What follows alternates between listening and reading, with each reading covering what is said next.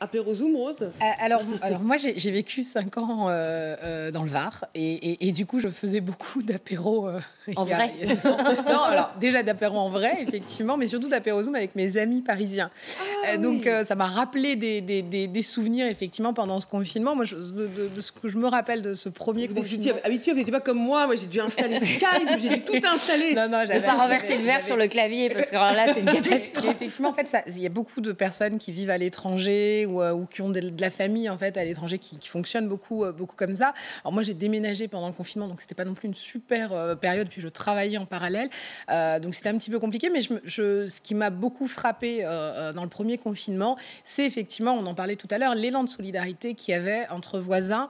À 20h, le fait que tout le monde applaudisse et que on se regarde par les balcons, de par les fenêtres. Enfin voilà, c'est plutôt ça. Et puis cette envie d'un nouveau monde, pas celui d'Emmanuel Macron, mais celui voulu par les Français. Et je pense qu'on aura à un moment donné à revivre ça, le fait de changer les choses. Je pense qu'on est encore trop dedans pour le moment pour savoir ce qu'on veut faire, parce qu'aujourd'hui, le monde qu'on ne voulait plus, il ressemble beaucoup qu'aujourd'hui. Je vois à quel point on a... Enfin, les Français étaient tous dehors pour consommer. Enfin, ceux qui voulaient un nouveau monde, visiblement, ça n'a pas résisté à Noël. C'est ce que disent les commerçants. Aujourd'hui, vous avez énormément de commerçants qui vous expliquent avoir rattrapé, avoir fait des meilleures années que les commerces de bouche. Les commerces de bouche, bien sûr, les commerces de jouets, les commerces de bouche, l'esthétique aussi qui s'est bien rattrapé.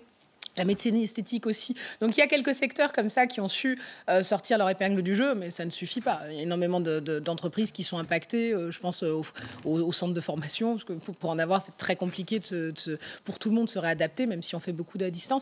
Donc je pense que ce qu'il faudra retenir et ce qu'il faudra reposer en sujet sur la table, c'est effectivement quel nouveau monde on a envie d'avoir. Alors, on va être en période préélectorale d'ici un an. Je pense qu'il y aura beaucoup à réfléchir de toute cette période-là de crise sanitaire.